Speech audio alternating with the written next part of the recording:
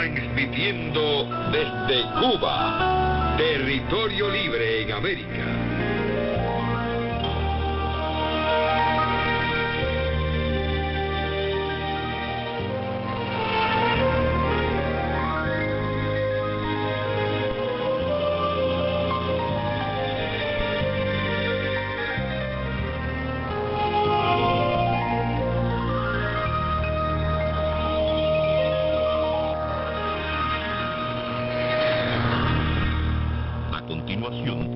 Radio Havana Cuba comienza su programación en idioma portugués por onda corta, frecuencia modulada e internet.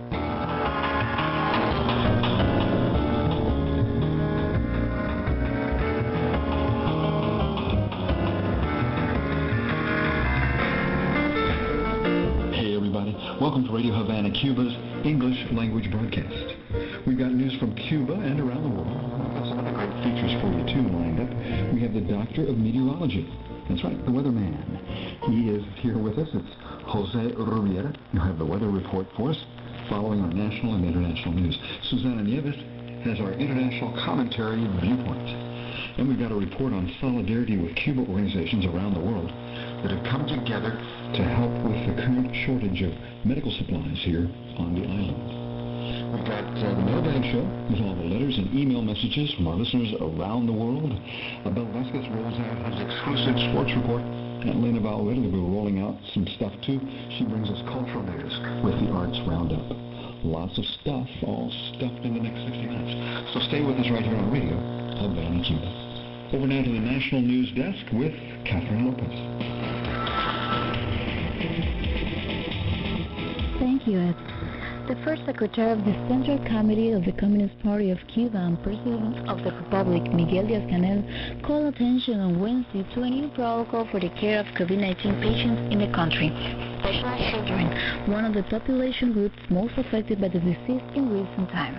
On Twitter, the dignitary made the call to increase family and social responsibility, a permanent challenge in the battle against SARS-CoV-2, which causes so many deaths in the world and depression in all economies.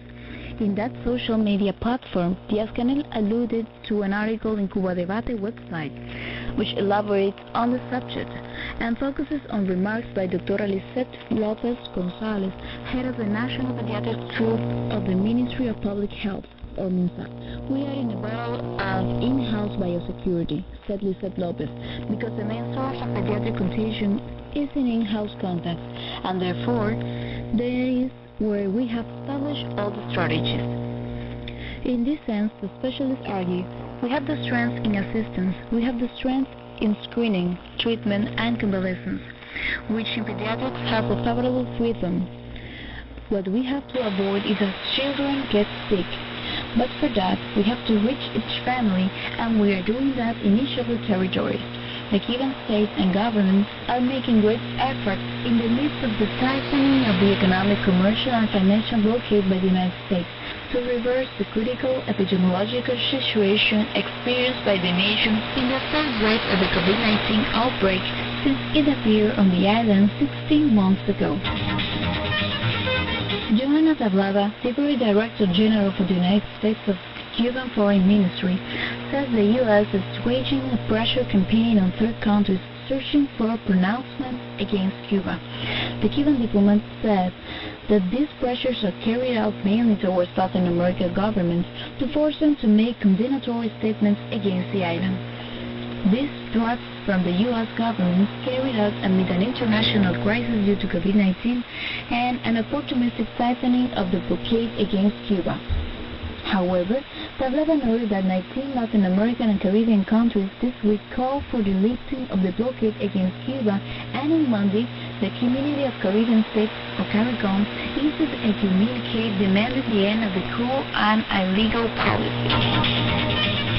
Cuba ratified that there are no missing persons after the recent riots in the country and reaffirmed its commitment to respect the legal guarantees of the detainees. Colonel Victor Alvarez, Deputy Chief of the General Directorate of Criminal Investigation of the Ministry of Interior, OINI, made that statement on Tuesday on TV. When people are taken to a police unit, the first thing done is to register their detention. Therefore, people know from the onset why they're being detained, he added. According to the officer, in the first 24 hours, the families notified where the defendants being held because the main units have a communication system linked throughout the country. In the colonel's opinion, the list of supposed missing persons in Cuba that different international media have presented lacked seriousness and validity. We have verified that many of these people were not even detained at this time. In addition, there are names with only one surname without more data, he pointed out. The official assured that Cuba respects Article 17 of the International Convention for the Protection of All Persons from Enforced Disappearance. These lists are a fallacy. The enemies of the revolution insist on documenting supposed disappeared persons and have not even been able to prove it because they have never existed, he said. Alvarez denied using force to obtain a confession from the detainees and recalled that the island is a signatory of the Convention Against Torture and other cruel, inhumane, or degrading treatment or punishment. For his part, José Luis Reyes, head of the Department of the Directorate of Criminal Proceedings of the Attorney General's Office, said communication channels between the people and the prosecutor's office exist to denounce any violation of the Central State Administration agencies. Since July 12, due to events associated with the riots, 63 people have gone to the prosecutor's office, mostly in person, to formulate specific concerns and seek information on arrests. The prosecutor commented that all those interested have been offered the requested information because there is a close coordination with the Ministry of the Interior. Reyes Blanco explained that all the accused can appoint their lawyers. If they do not happen at present, it's because they have chosen not to do so. Of this list of alleged missing persons, there is a group of people who have been released. Some have received fines and others have preventive measures. In addition, the General Attorney's official said that there are also detainees on the provisional detention ordered by competent authority whose relevance is constantly evaluated. A coalition of solidarity organizations from the United States of America announced on Tuesday the arrival at the port of Muriel in the western province of Artemisa of a shipment of 6 million syringes collected by the members to help Cuba conduct its vaccination drive against COVID-19. A news report aired Tuesday informed the initiative is part of a fundraising campaign to send medical supplies to the Caribbean nation in support of the confrontation of the pandemic. The procurement and the shipment of the suppliers were made by Global Health Partners, a humanitarian organization that has shipped medicines and supplies to Cuba during the last 27 years. Several U.S. organizations opposed to the blockade joined the fundraise, such as Code Pink, Bridges of Love, the National Network on Cuba, the No Embargo Movement, among others. In a press conference at the Cuba Embassy in Washington, the Solidarity activists voiced support for the improvement of diplomatic relations. The promoter of the Bridges of Love project, Carlos Lazo, criticized Tuesday the position of the U.S. President Joe Biden, who still cited future policies towards Cuba while the measures adopted by Donald Trump remain in place. In remarks to Prensa Latina, Lazo said his team is positive that creating a commission to analyze the spending of remittances to Cuba and another to study an increase in the number of workers in the Washington Embassy in Havana was announced. But such measures are insufficient and are very similar to what the Biden administration has been stating for the past 6 months, he said, and encouraged continued pressure for change in this regard. What about family reunification with the people who have been waiting for years to be reunited with their loved ones, he asked. In the activist's opinion, the new declaration of the Biden administration appeared to be more of the same as what happened in these months in which the White House said it was studying the policies towards Cuba. President Biden, leave the sanctions that wait on the island. Listen to the Cuban American community that wants the best for their families, said Lazo. If politicians do not keep their promises, that brings consequences, and they must pay for them at the ballot box. With the lack of support from the people, he disappointed the Cuban-American professor considered Biden is not well advised on Cuba and listens to a group in the Florida Democratic Party that considers that this is the golden moment to tighten the news on the people of Cuba amid the pandemic and suffocate the people there to bring about regime change. He regretted. Bridges of Love will continue to press for the lifting of sanctions against the island. Next July 25, they will arrive in their walk in front of the White House to convey these demands, Lasso stressed. No one will stop this, he said. We will continue building bridges of love between peoples and calling for an end to the measures against Cuba. Iran condemned Wednesday any foreign interference in Cuba's internal affairs in reference to the recent disturbances that have occurred in the Antillean country. During a telephone conversation, Iranian Foreign Minister Mohammad Javad Zarif and Cuban Foreign Minister Bruno Rodriguez discussed bilateral relations and especially the rejection of foreign participation in the incidents of last July 11 in the Caribbean nation. Previously, the Iranian Ministry of Foreign Affairs spokesman Saeed Khatib Sadiq blamed the United States for Cuba's socio-economic problems with a siege that hinders the purchase of medicines, food, and health equipment. The U.S. focuses on the defender of the Cubans and at the same time meddles in internal affairs, thus incurring a flagrant violation of international law, added the Iranian spokesman. That's all for today's news. Thank you for listening. Tuned to Radio Havana, Cuba. Thanks for joining us on the radio. Well, coming up next, we have our international news with Gavin Jones. According to the most comprehensive research yet on the ravages of the COVID-19 virus in India, that South Asian country's deaths during the pandemic could be a staggering 10 times the official toll, making it modern India's worst human tragedy. The government has dismissed those concerns as exaggerated and misleading, but most experts believe India's official toll of more than 414,000 dead is a vast underestimate. A report released on Tuesday estimated excess deaths, that is the gap between those recorded and those that would have been expected, is to be between 3 to 4.7 million between January 2020 and June 2021. The report claimed that count could have missed deaths occurring in overwhelming hospitals or while healthcare was delayed or disrupted, especially during the devastating second wave of the pandemic earlier this year. The report said, quote, true deaths are likely to be in the several millions, not in the hundreds of thousands, arguably making it India's worst human tragedy since partition and independence. The partition of the British-ruled Indian subcontinent into independent India and Pakistan in 1947 led to the killing of up to 1 million people as Hindus, Sikhs and Muslim mobs slaughtered each other. A pandemic resurgence is now feared in the United States as the coronavirus cases are rising rapidly across the country and the highly contagious Delta variant appeared to be taking hold. Many of the new COVID outbreaks are in parts of the country with low vaccination rates, prompting political leaders to ramp up the push for jabs amongst reluctant Americans. President Joe Biden said the nation's economic recovery hinged on getting better at controlling the pandemic. The U.S. COVID deaths also rose 25% last week to an average of 250 per day. The average number of people hospitalized has risen 21% to over 19,000 over the past 30 days. In Southern California, Los Angeles County has ordered residents to wear masks indoors again following a surge in COVID cases. Amazon has pulled the plug on infrastructure and other services that it offered to the Israeli surveillance firm, the NSO Group, following allegations that the company's spyware was being used to snoop on activists and on journalists. The retail and technical giant announced that it had deactivated cloud computing accounts linked to NSO Group. The Israeli company reportedly used Amazon Web Services, or AWS, to operate the spyware programs that it marketed to governments around the world.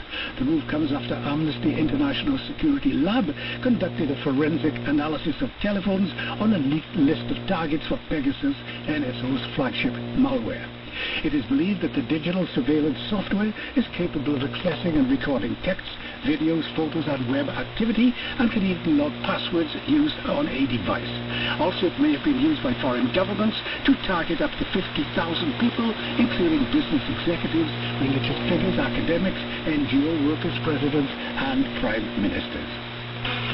In the Canadian province of British Columbia, or BC, they have declared a state of emergency amid a surge in wildfires that have forced hundreds of people from their homes and could worsen in coming days. According to a provincial wildfire tracker, 299 blazes were active across BC on Tuesday afternoon, including 18 sparked during the previous 2 days. Mike Farnworth, BC's Minister of Public Safety, said during a news conference that more than 3,180 firefighters and other staff are engaged across the province. He said more evacuations could be ordered as the weather forecast during the next few days may fuel the blazes. Farnworth told reporters, quote, "We have reached a critical point. Based on the advice of emergency management and wildfire officials and my briefing last night on the worsening weather, I am declaring a provincial state of emergency. This will address the potential for a mass evacuation scenario and provide our government with the means to secure the accommodation spaces necessary to support evacuees." Mexican President Andrés Manuel López Obrador on Tuesday described as shameful the alleged government ordered spying several years ago that may have targeted him and his close allies, and added that his government did not spy on anybody. The British newspaper The Guardian reported that at least 50 people close to López Obrador, amongst many others, were potentially targeted by the previous administration of President Enrique Peña Nieto after it purchased Pegasus spying software from the Israeli-based NSO group. In all, some 15,000 Mexican smartphone numbers were among those more than 50,000 believed to be selected by clients of the Israeli firm for potential surveillance. This according to The Guardian. They include numbers linked to 25 Mexican journalists. A Home Front Press, or AFP, reported on Monday Mexican journalist Marcela Turati appeared on the leaked list. She believes the monitoring of journalists is ongoing. López Obrador's wife, children and brother, and even his cardiologists were amongst those selected for potential surveillance using Pegasus malware between 2016 and 17. This according to Aristegui Noticias, a group of investigative journalists based in Mexico. Alternative media denounced Tuesday a new scene of repression by the authorities against a cultural group demonstrating in the Colombian city of Medellin, located in the department of Antioquia. As part of the demonstrations taking place throughout the country against the policies of the government of Iván Duque for the commemoration of those killed and disappeared during the national strike and for Independence Day.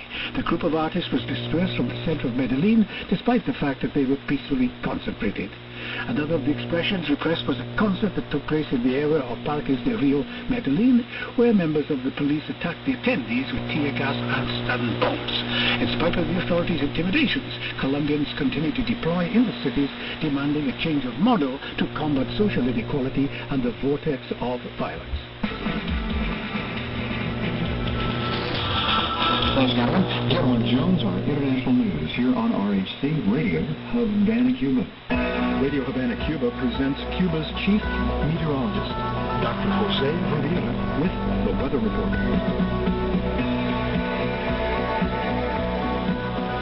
Hello everyone, everywhere. I'm Jose Rivera with the Weather Report, brought to you by Radio Havana Cuba. And this is the weather forecast for tomorrow, Thursday, July 22nd, 2021, in which some showers and thunderstorms are forecasted in the Canadian province of British Columbia, but isolated in Alberta, Saskatchewan, and Manitoba. In the United States, meanwhile, showers and thunderstorms will be also isolated, but more likely over the Michigan Great Lakes area. Some showers and thunderstorms will occur in southern Mexico, but isolated elsewhere. In the meanwhile, there will be showers and thunderstorms all over Central America. And in the Caribbean area, some isolated showers and thunderstorms are forecasted, mainly in afternoon hours.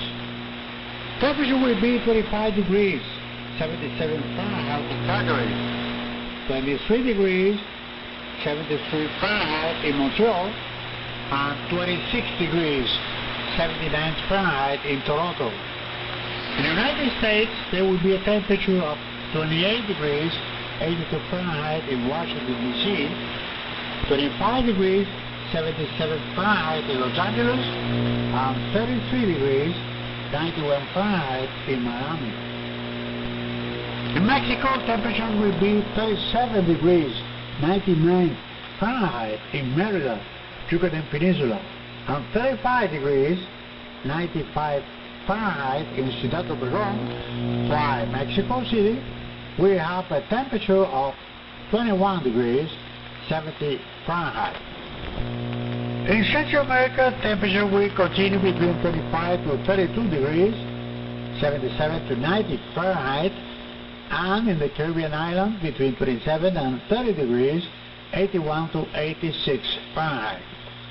In Cuba, a temperature of 33 degrees 91 Fahrenheit is forecasted in Havana, 31 degrees 88 Fahrenheit in Varadero and Trinidad, while there will be 28 degrees 82 Fahrenheit in Cayo Santa Maria and 29 degrees 84 Fahrenheit in Cayo Coco and also in Cayo Largo.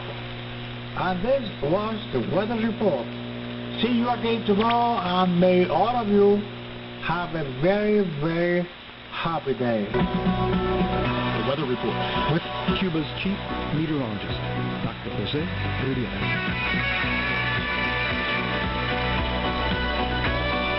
And you're tuned to Radio Havana, Cuba. Thanks for joining us on the radio.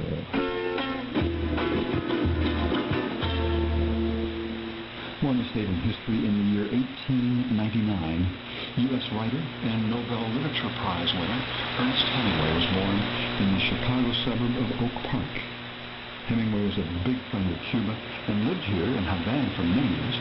He wrote some of his greatest works while living here, including For Whom the Bell Tolls and The Old Man and the Sea.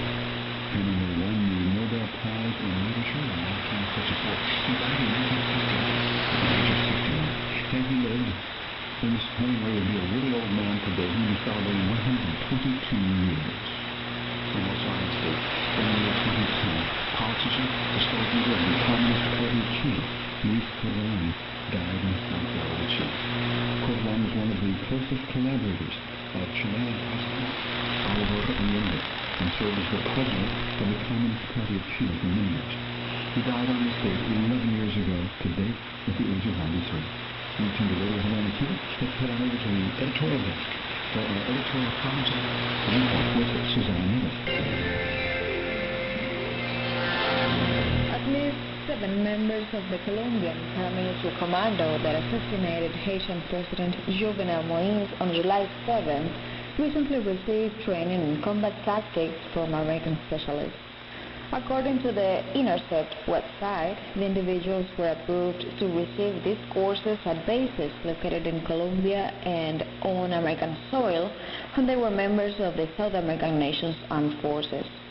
The website offered statements by Adam Isaacson, director of the Defense Surveillance Program of the Washington Office on Latin America, who assured that in the last 20 years at least 107,640 troops have been trained within the framework of Plan Colombia. The programs are varied and range from military leadership, that is to say management and command of groups in operational situations, field medical assistance, anti-narcotics tactics, and even vehicle maintenance, including helicopters. The Pentagon and the Colombian Army are reviewing their files to establish whether other elements of the command that acted in Haiti passed these courses. This is, of course, nothing new, since for several decades after the creation of the Inter-American Treaty of Reciprocal Assistance, officers and soldiers have been trained by the United States, not only in strictly military areas, but also in counterinsurgency actions. Dan Anthony Mitrione, the head of the Public Security Division of that entity, traveled through several Latin American and Caribbean countries training in torture techniques to obtain information under the aegis of U.S. aid. The fact is that many of those who received these lessons for so many years, when they finished their work in our military police, some even before that, became laborers for organized crime or paramilitary gangs at the service of landowners and oligarchs. When the internal armed conflict in Guatemala ended, for example, many elements of the elite K-Viles group who were left unemployed became part of the drug trafficking gang known as Los Zetas. Last May, the website thegrayzone.com reported that the American Special Forces trained members of drug trafficking organizations operating in Mexico, among them the Jalisco Cartel, New Generation, one of the most feared. It remains to be seen then who really sponsors terrorism in the region. Thanks, Susana. Susana Nieves with our commentary viewpoint for today. You've tuned to RHC, Radio Havana, Cuba. Thanks for joining us on the radio. You may be listening on your shortwave radio frequencies, heard around the world in Asia, Africa, Latin America. You can pick us up and put us right back down again, too, on the internet, on our webpage. That's right, www.radiohc.cu. That's the World Wide Web, www.radiohc.cu. Check us out on all of the other social media too, las redes sociales. You can check us out on Facebook. You can like us there. You can tweet us on Twitter. And you can even check us out on Telegram. We've got a channel on Telegram. Radio Havana Cuba, we're all over the place on your radio. Well, we have a report filed now by Susana Nieves. We're keeping Susana very busy today. She has a report on Cuba organizations around the world, solidarity organizations that have come together to help with the current shortage of medical supplies on the island. Let's listen. Since July 11th, events Voices for Solidarity with the People, Government, and Socialist State of Cuba and condemnation of the economic, financial, and commercial blockade imposed by the United States have raised to tensions and show support for the 6-decade-long Cuban struggle. Several organizations around the world focus on the fact that this policy seeks to suffocate the Cuban revolutionary process by preventing the country from acquiring food, medicine, and medical equipment in the international markets, affecting tourism and remittances. The blockade openly violates international law, which is why it's likely rejected in the United Nations Assembly this year with 184 votes in favor of ending it. Cuba Solidarity Campaign is a British organization that, like many others, campaigns against the U.S. embargo of Cuba, for an end to the U.S. occupation of Cuban land at Guantanamo Bay, and to defend the Cuban people's right to be free from foreign intervention. It calls on the U.S. government to suspend the blockade of Cuba to allow emergency medical and humanitarian aid into the country in order to ease the economic and health crisis the island is experiencing. The current emergency is a result of the ongoing American blockade, an additional 243 sanctions imposed by the Trump administration, and the impact of the COVID-19 pandemic. Cuba has shown incredible resilience in the face of 6 decades of economic warfare by the U.S. government in the form of a blockade intended to strangle the economy and create hunger and hardship in an attempt to destabilize the country. Now, right-wing, pro-blockade, and regime change politicians and groups in the United States are also seeking to manipulate the situation triggered by the July 11th protest. They demand a so-called humanitarian corridor, which is a pretext for American intervention to be set up. Anyone genuinely interested in helping the Cuban people at this time should instead be calling for the United States government to ease the crippling sanctions. Genuine efforts to support the Cuban people are welcome. In recent days, Cuba has experienced its worst increase in COVID-19 cases since the beginning of the pandemic, with a severe outbreak in Matanzas province, which has stretched capacity in hospitals and isolation centers to the limit. 500 medics from other parts of the country have been deployed in the province to help. It's important to note that while the situation is severe, the numbers of cases and deaths are far below those in most other countries of the region, including the United States itself, which as of July 10th had a mortality rate of 1,870 per million compared to Cuba's 139 per million. Last year, the United States blockade even prevented delivery of a consignment of COVID-19 medical aid for Cuba, including PPE, ventilators, and testing equipment. Despite having 2 homegrown vaccines, Cuba's vaccination rollout program is hindered by a lack of syringes and raw materials as a direct result of the blockade. Solidarity organizations around the world have had funding sites raising money for COVID-19 medical aid closed down because of blockade measures. If those calling for humanitarian aid to Cuba were genuine in their intentions, they would start with calling for the blockade to be lifted to allow medical and other supplies to be sent to Cuba. However, their true objectives are those of the blockade itself. On Tuesday, July 20th, representatives of Global Health Partners held a press conference and presented a certificate to the Cuban Embassy in Washington, D.C., symbolizing a donation of 6 million syringes to Cuba for the COVID-19 vaccination campaign. Thousands of Americans have shown their concern for the well-being of the Cuban people by donating over $500,000 to send those 6 million syringes to the island. While the pandemic has left people around the world crying out for cooperation and solidarity, the Biden administration has responded to the hardships in Cuba by doubling down on Trump's gripping sanctions, said Code Pink co-founder Medea Benjamin, author of several books on Cuba. But we're proud that, unlike our government, the American people have responded with generosity and compassion by donating funds to buy millions of syringes. And the vast majority of this money is coming from small donations, $20, $50, and it's coming from I was in a taxi about 3 days ago, and there was a Haitian driver. I told him about the campaign, and he stopped the car, took $20 out of his pocket, and said, this is in honor of the Cuban doctors who've been saving so many lives in my country and Cuba. The purchase and shipment was organized by Global Health Partners, a humanitarian organization that's been sending medicines and medical supplies to Cuba for 27 years. Among the groups that raised funds are the Saving Lives Campaign, a coalition of dozens of organizations opposed to the embargo, Code Pink, the People's Forum, the International Longshore and Warehouse Union, Democratic Socialists of America, and the two Cuban-American groups, the No Embargo Cuba Movement and Bridges of Love. We are delighted that so many Cuban-Americans donated to this campaign, Carlos Lasso from Bridges of Love has said and added. They understand how important it is to show love for the Cuban people in their time of need.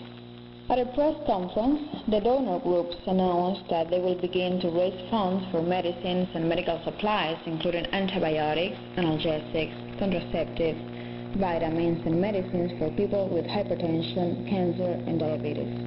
Members of Code Pink, including its co-founder Medea Benjamin, delivered the donation along with representatives from the National Network on Cuba and Global Health Partners. Although Cuba has made great gains in providing quality universal health care to the population in developing its own COVID-19 vaccines, the U.S. blockade of Cuba and the economic impact of the pandemic has made it impossible for the Cuban government to purchase the million of syringes it urgently needs to vaccinate its people. Raising the funds turned out to be the easy part. Buying and shipping the syringes became a nightmare, some members of the organizations had explained. Technically, medical supplies are exempt from the United States sanctions, but Global Health Partners still had to obtain a license from the United States Commerce Department, which was a long and cumbersome process. Adding to the difficulties, the global demand for syringes outstripped supply, so major manufacturers didn't want to be bothered navigating the banking and licensing issues related to Cuban sales. Global Health Partners spent months trying to find companies willing to sell to Cuba and a shipping company willing to deliver the syringes. In this scenario, the Pan American Health Organization will send a 12-ton shipment to Cuba in the coming days, consisting of medicines, laboratory tests, and face shields, among other materials, according to the Regional Office of Identity. Cuba will receive medicines and medical supplies donated by PAHO, the Pan American Health Organization, and the Community of Latin America and the Caribbean States, CELAC, to support the fight against the COVID-19 pandemic. We appreciate the solidarity gesture of support from CELAC that Mexico presides over as part of the regional plan to confront the COVID-19 pandemic.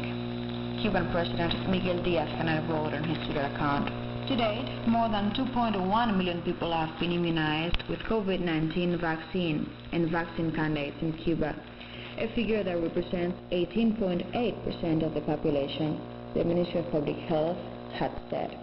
At a time of its worst moment of the entire pandemic, with more than 6,000 daily infections in recent days, Cuba remains open to receive international donations to fight COVID-19. This was confirmed by Ernesto Soberon, Director of Consular Affairs and Cuban Residents Abroad of the Ministry of Foreign Affairs. On behalf of the authorities and the Cuban people, he thanked the donations received, of which he said all have arrived and have had a positive impact on the fight against COVID-19. Thanks, Susanna. Susanna Nieves with that report. WRHD, Radio Havana, Cuba. Thanks for joining us on the radio. Coming up next, we've got the Mailbag Show. Hey, everybody. Welcome to another edition of the Mailbag Show, where we take a look at these letters, email messages, for the most part email. Correo electrónico. People have gotten the idea here. Snail mail takes just so long. But you got to do it the fast way, the modern way, and that's the email way. Correo electrónico. So a lot of people have been doing that. We got a couple postcards here too from some artists, and you enjoy us for this festivity, this fiesta, as a party. We have a party every week with a mailbag show because we enjoy hearing from our listeners, and we know you're out there. We see, raise your hands. Hello. There we wave at your radio. We wave it back. We wave it back too. But it helps to have the actual physical energy. These things here in our hand. So please write to us. Let us hear from you. Let us know what kind of things you'd like to listen to on the radio. If there's some things that we could do to make our radio station a little more listener friendly, we'd like to know that too. Any questions you might have within reason, write to us and let us hear from you. Let us know that you're out there. It's P.O. Box. That's Post Office Box 6240, Havana, Cuba. Now that's the snail mail address. Again, that's very slow because what does a snail do? You can't even see it move sometimes. You have to really look at it. So the best way is correo electrónico, as we say in good Spanish and buen español. That's email. Electronic mail. That's radiohc@enet.cu.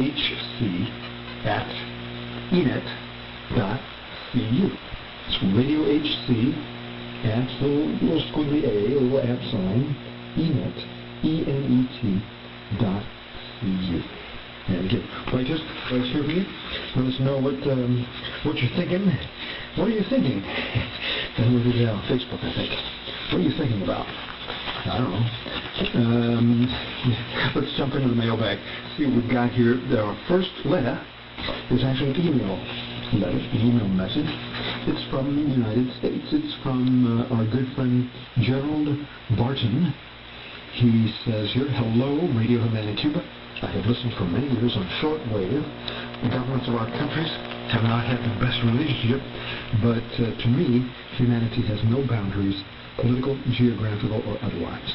Your people are my people, he says here. And he says, I hope we can improve our country's governments, relations between our governments. We have a lot to learn from your culture in Cuba.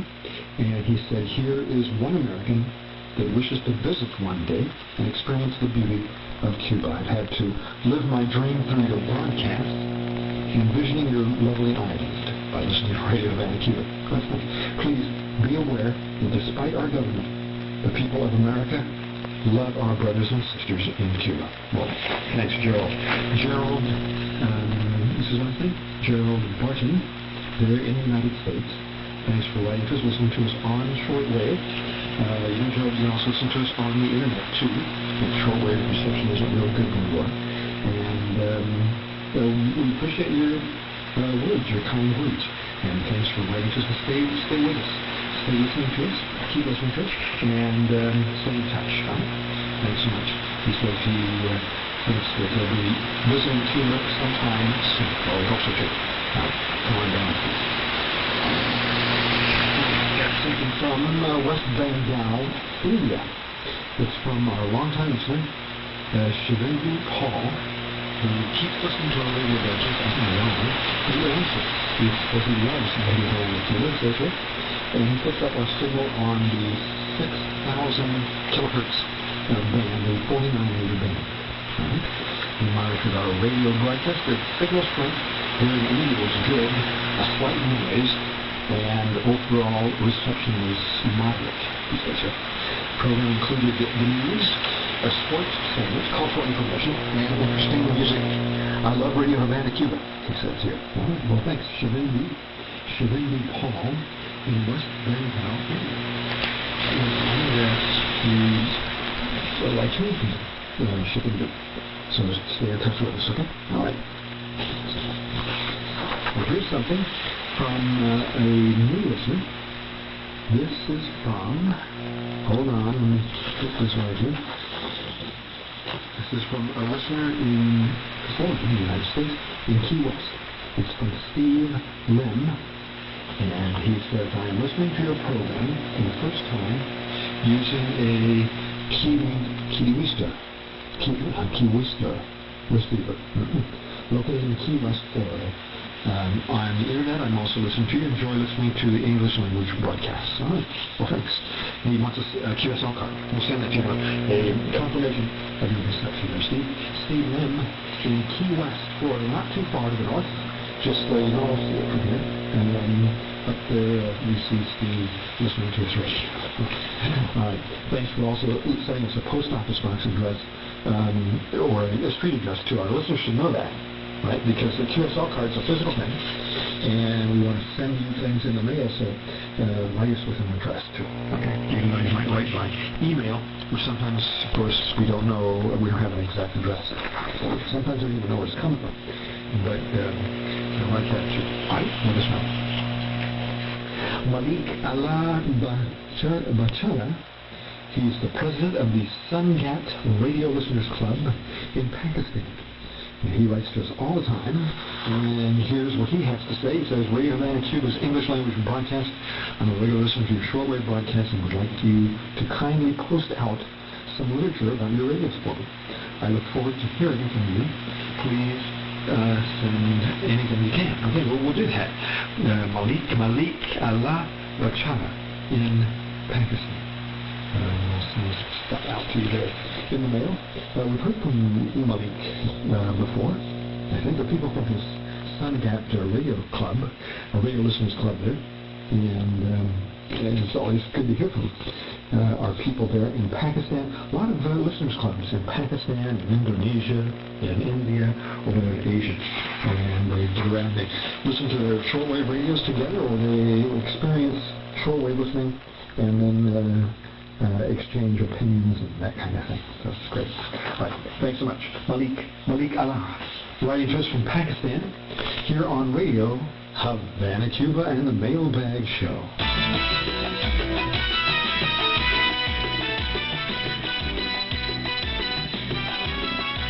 And you tuned to Radio Havana, Cuba's English language broadcast. For today, it's the Mailbag Show, heard every week. It's a weekly program where we take a look at these letters, email messages for the most part, and things that people send us from all over the world. Our listeners, our trusty listeners. Yeah? All right. Let's continue now with a monitoring report. We have a reception report here from Renee Grondin. He is in Reunion Island. And he says here, it is with great pleasure that I report the reception of Radio Havana Cuba from Bauta, Cuba. It's just outside of Havana, that's where our antennas are located. He knows that, so he put that in here. He's trying to impress us, I guess. I heard your station on 13 July at 0:30 to 0:52 UTC on the frequency of 5,040 kilohertz. It's our tropical band, 5,040 kilohertz, transmitting on the shortwave. Signal quality was 45444, scale 5. That's pretty good. Power of the transmitter, 100,000 watts. Distance about 15,642 kilometers. Is that right? Can it be 15,000 kilometers? You're in Island. You're up there. He said the broadcast was in French. And he listened to us there on the tropical band, 5,040 kilohertz. All right, well, thanks. Thanks to you, Rene Godin, there, writing to us here, Radio Havana Cuba. He says he really enjoys listening, and he would like to have a QSL card, a verification card, for listening to our radio station. We'll send that to you. Thanks, Rene. Thanks, Rene there in Reunion Island. All right. Continue. Here is a message from a listener in St. Petersburg, Russia. Used to be Leningrad. Now it's St. Petersburg. It's Krostin Barstanovkov. It's close. You know who you are there. Our listener in St. Petersburg, shortwave listener, he says he listens to our Spanish language program, and he picked it up on the frequency of 9,535 kilohertz. Quality was about a 4, 5, and a 3 across the board, which is fair. Of course, he's way over there in what used to be Leningrad, now St. Petersburg, and it's a long way away. Well, thanks for writing to us here.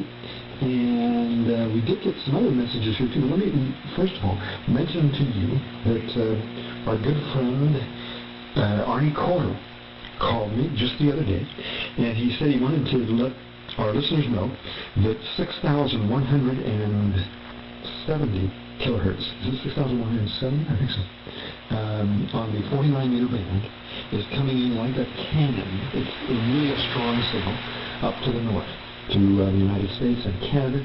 Lots of good reports of that frequency of 6,000 kilohertz as well, but 6,175, I think it is.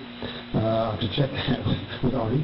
Arnie says hello to all of his listeners, all of his fans, from the DXers Unlimited program, of course, that he did for many, many years. He's resting at home. He's doing well, and he sends his best to everyone, all of the listeners here on Radio Havana Cuba. A fine gentleman, fine person there, Arnie Cora. We love him. He's working, doing a lot of monitoring of our station, and he knew that frequency was a good frequency, so he recommends it to our listeners. A big hello out to Arnie. Back to you, Aficionado Arnie Cora. Okay, now let's get some more messages in here. This is from Kenneth Alexander. He's in Grenada. And Kenneth says here, when the superpowers put their foot on your neck, it's to make you not be able to survive.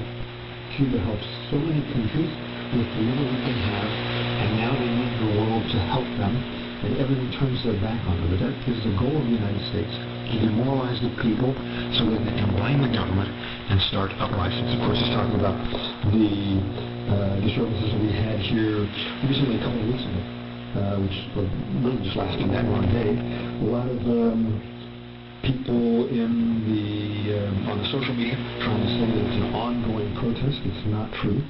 And it's just a major media war that's going on. The social networks bombarding people with all kinds of lies and propaganda about what's happening here.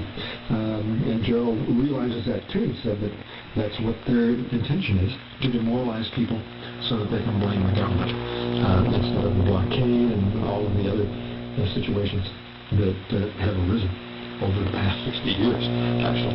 And by the pandemic too, much more situations that have called for things to improve for people, and we're working on that, of course, too. We want to thank our listener in Grenada, Kenneth Alexander, for writing to us, and stay tuned. Keep listening to us here on Radio Havana Cuba. All right.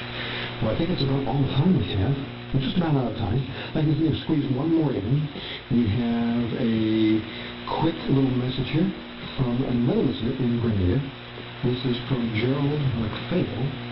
He says here that Gerald McPhail, just asking myself, where is the humanitarian side of the world leaders concerning the situation in Cuba and in Venezuela? Do the people of these countries have to die of starvation and proper health care because of the problems with the United States? Just asking for me and others are wondering about this situation. And of course, it's true. He's talking about the blockade, the U.S. blockade, not only on Cuba, but Venezuela too. And the sanctions against Venezuela, Nicaragua, and Cuba. And we know that in Grenada, they know about that kind of situation of the neo-colonial situation in much of the Caribbean and in Latin America for many years. So thanks to our listeners, both of our listeners in Grenada, writing to us, Gerald McPhail, and the one we talked about earlier, Kenneth Alexander. who wrote to us also from Louisville. Yeah, that's it. All the time we have for today. But you can write to us. Get in touch with us here at Radio Havana Cuba and let us hear from you. It's P.O. Box, or Post Office Box, 6240, Havana, Cuba. That's Post Office Box 6240, Havana, Cuba.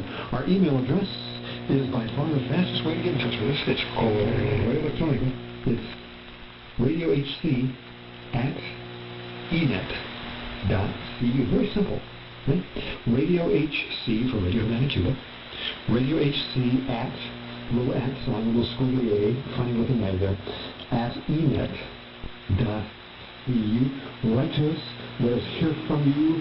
Let us know what you think of our programming, if we can improve it in any way, shape, or form, we will. And be with us again next week here on the Mailbag Show, listening to all of your letters and email messages on the radio, right here on the Mailbag Show.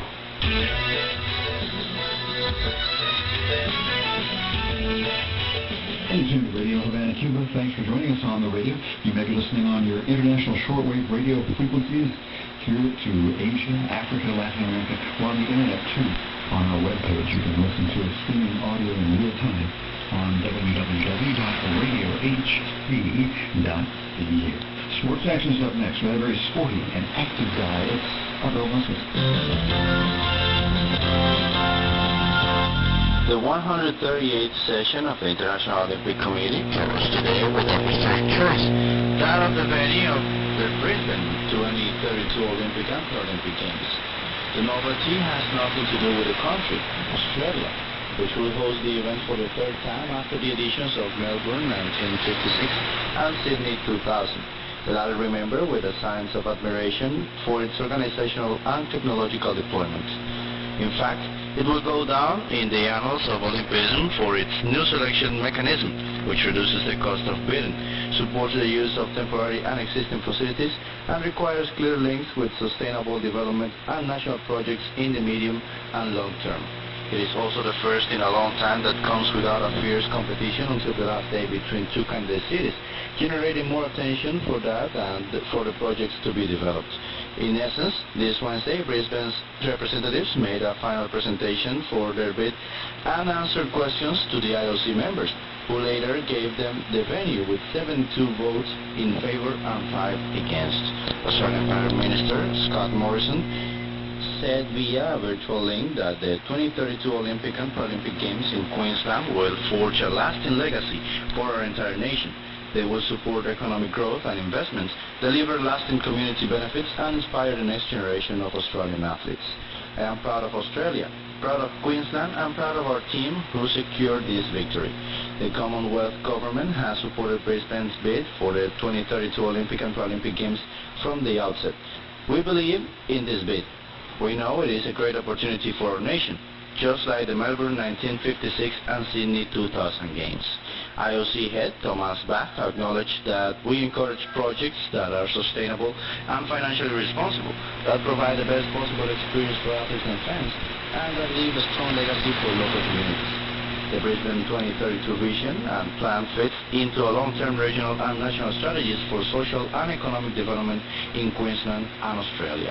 The German Federator also informed that they already have cities interested in the 2036 and 2040 editions, about which he assured, "I can't remember that we have ever been in such a favorable position 20 years before an Olympic Games."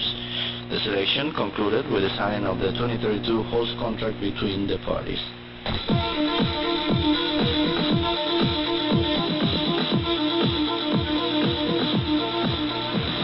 Marcia Video will debut her 22 years with actions in the podium exercise that this Thursday will serve as a prelude to the artistic gymnastics tournament of the Olympic Games, increasingly busy as the opening ceremony approaches.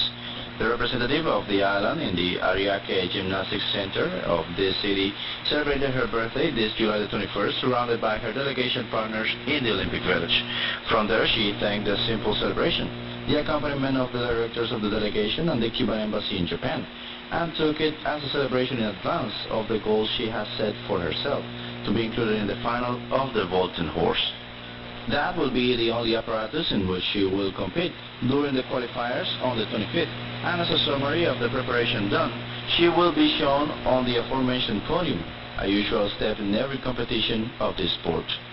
In the first 3 days, here we only worked in the alternative gym doing strengthening with weights and general work, because we had to comply with the rules of isolation. Osniel Blanco, her coach for several months, taught HIIT. As of Monday, we were able to start the technical work. We adjusted the coordination with a view to this first test tomorrow, he added, referring to the podium training. That is an exercise that is executed with all the official rules, the rotation by apparatus identical to the one she will have in the competition, and allows adaptation to the room, in addition to showing the judges the programs that they will then have to evaluate. Tomorrow we will look for her to gain confidence, to feel comfortable so that on Sunday she can do much better, added the coach, and recall that Marcia will execute 2 jumps with grades of 5.4 and 5.6, the same with which she competed in the Pan American Games in Lima 2019. Despite her young then, Marcia was already Pan American champion in vault in Toronto 2015 and debuted under the 5 ranks in Rio de Janeiro 2016 with an 18th place in that apparatus. Unsurprisingly, her dreams are focused on surpassing that performance now. This was Abel Vasquez for Sports in Radio Havana, Cuba. Thanks, Abel Vasquez for Sports. You should already see Radio Havana, Cuba. Don't forget our social network connections. Las redes sociales. Social networks in buen español. You can find us and like us on Facebook, tweet us on Twitter. We have a channel on Telegram. We're all over the place on Radio Havana Cuba, on our web page too, of course. Our website is www.radiohc.eu. That's the World Wide Web, www.radiohc.eu. Cultural news is up next. Cultural stuff with the Arts Roundup and Lena Valverde. Hi there, and welcome to a new edition of the Arts Roundup here on Radio Havana, Cuba. I'm your host, Lena Valverde. Stay tuned.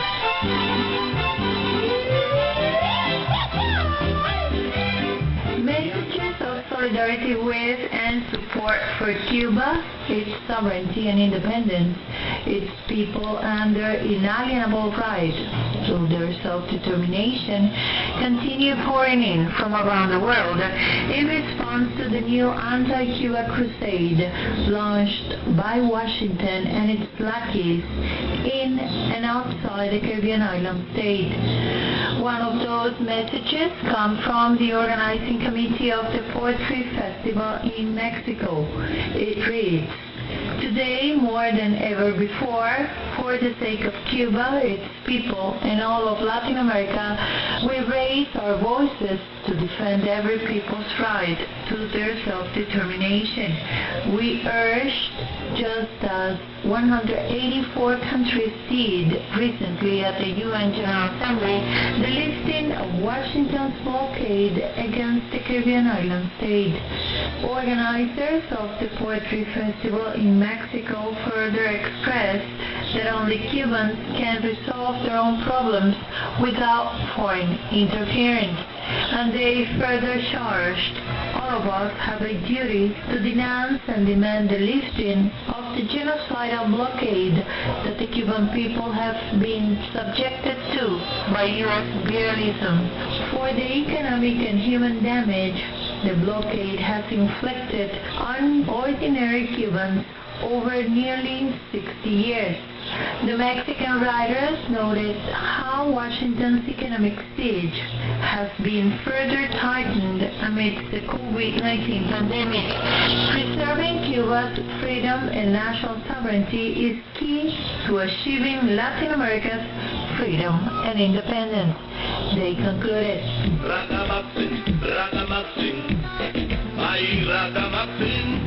Commonwealth branch of the Association of Writers and Artists, UNIAC, has called the Patricio Vallagas Composition Contest It is open to Cuban artists residing in the country who can submit up to 2 5-minute works with guitar or piano accompaniment.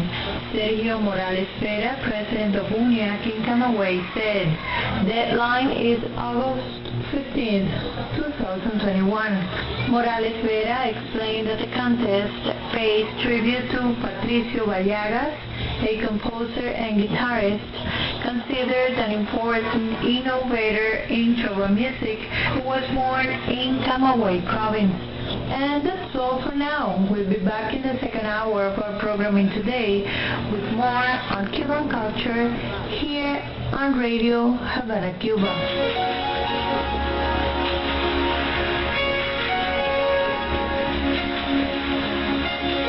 And that's all the time we have for this first hour of Radio Havana, Cuba's English language broadcast. But that's okay, because we've got another hour coming up. If you're on select frequencies of our shortwave band, we'll be bringing you hour 2 of our original programming. You can hear both hours on what is called TVEO. That's TEVEO.cu. Check it out. That's TVEO.cu for Radio Havana, Cuba. Special thanks to Tony Barrios, El Maestro, on the controls with Roberto Bastidas there, doing a fine job helping Tony out. Now come back and check us out tomorrow. We have the program, the very popular radio program by Cristina Escobar called Cuba Today tomorrow. That'll be on tomorrow, Cuba Today. And we also have some really great cultural stuff for you too on Thursday. Lots of stuff on your radio, so come back and check us out tomorrow right here on Radio Havana, Cuba.